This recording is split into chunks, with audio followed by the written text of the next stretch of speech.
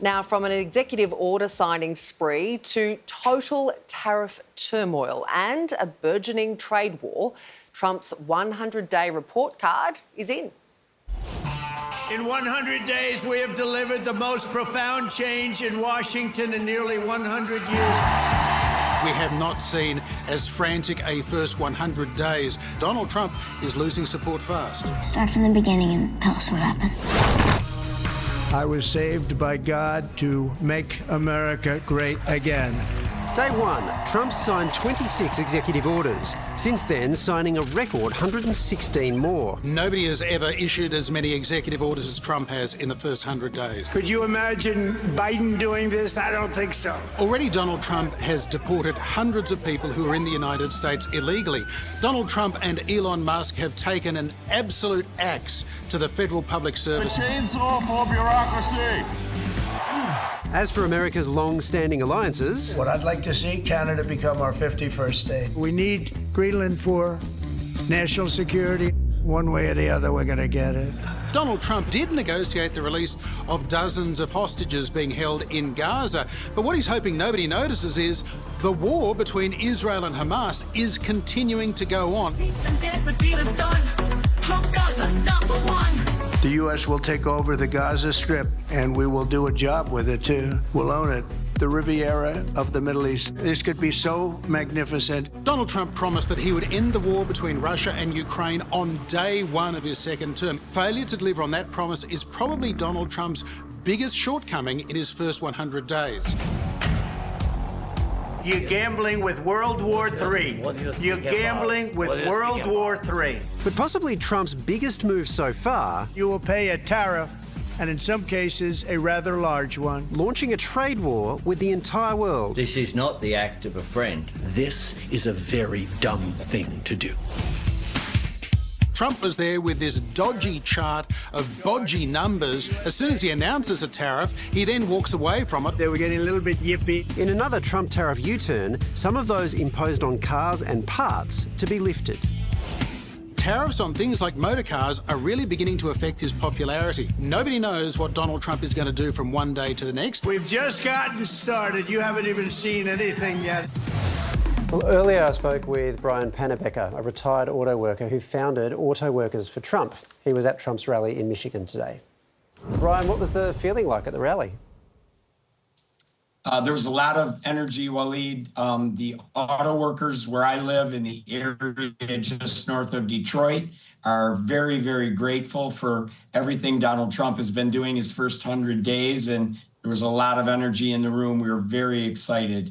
Generally, there have now been a raft of polls, including from friendly outlets like Fox News, that have shown Donald Trump facing a really big drop in approval numbers across America, and some of the lowest that are actually on record for any president at this point in the presidency. Does that show that there are a lot of Americans who are worried about the direction he's taking the country? No, absolutely not, Waleed. I got to believe that those polls are not accurate.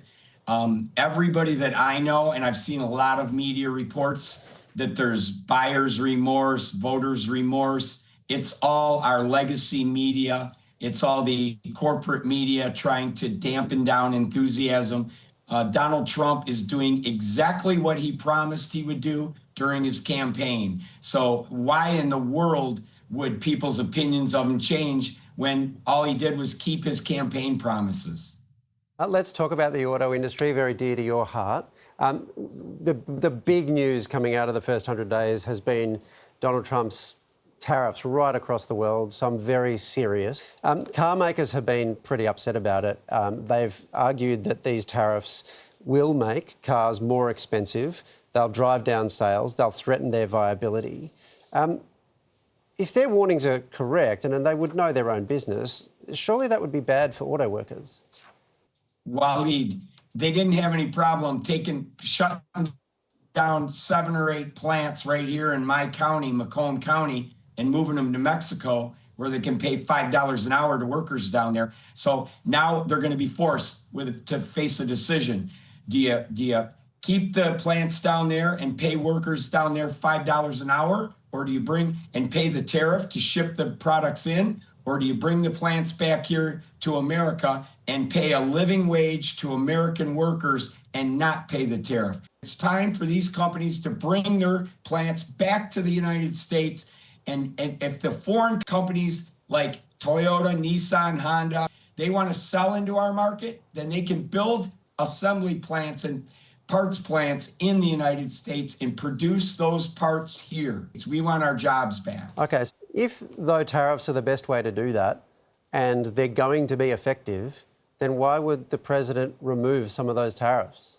He didn't remove the tariffs. Number one, he paused everything for 90 days. We've got parts that are going back and forth across the border. If they have to pay a tariff every time they go back and forth, it's going to really drive up the cost. We have to have a little pause here on some of these tariffs until the supply lines get reoriented.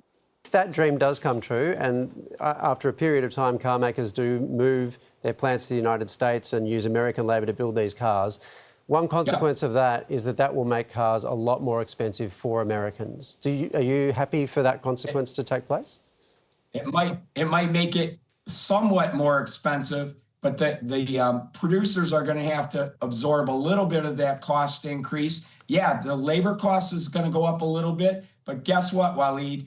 Labor only makes up 7 to 10% of the cost of a vehicle. Materials make up the vast majority in overhead, energy costs. Donald Trump, his energy policies are going to bring down the cost of energy. He's going to drill, baby, drill, and we're going to produce our own energy here in the United States. You're an enormous fan of Donald Trump, that much is clear. I think he's agreed to write the foreword to a book that you're writing, so that's how close you are. And I think last time we spoke, you shared a text exchange you'd had with him. Given that, is there anything Donald Trump could do that would cause you not to support him? Boy, there's a lot of things he could do to lose my support, but he hasn't done them. You know what he has done? Exactly what he promised he would do when he was running. He's kept every campaign promise. And now the media is turning on him saying, well, look at what he's doing. Guess what? He's doing what he promised he would do. I'm disgusted that the legacy media will cover up for that kind of activity. Brian, it's always fun speaking to you. Thank you so much for your time. Thank you, Ronnie.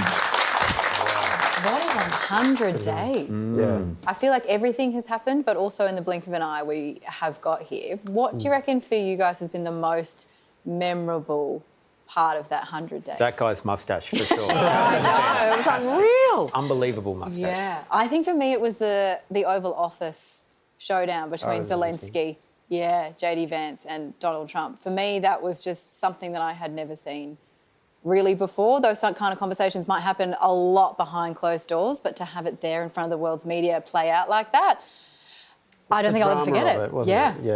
Yeah. It's the drama of it. But I think more broadly it has to be the tariff stuff, doesn't it? Yes.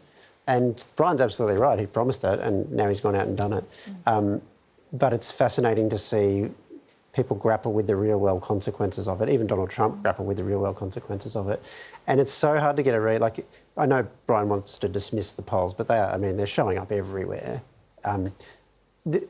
This is where the fact that Trump's base or vote is segmented, it becomes really important. The MAGA group, like Brian's part of, they're not going to shift. They're solid. Yeah. The ones that are interesting are the ones who are in the middle who maybe voted Democrat and switched to Trump, or maybe voted because they thought that this would bring economic good times and now they're looking at what might be about to emerge. It's going to be fascinating to see how they move. But of course, he's not up for election anyway, so maybe it doesn't actually matter in the end. Isn't he going for a third? Well, it's possible. He does keep talking about it. Have you noticed this? Only 1,362 days to go. Wow, that's quick math. Hang in there. And you know what? He did get rid of plastic straws, paper straws, I should say, which is great, I think. Oh, my God. But he also did make the promise. You saw it in the package. You haven't seen anything yet. I'm like, how much more is coming? Right. 1,000 days.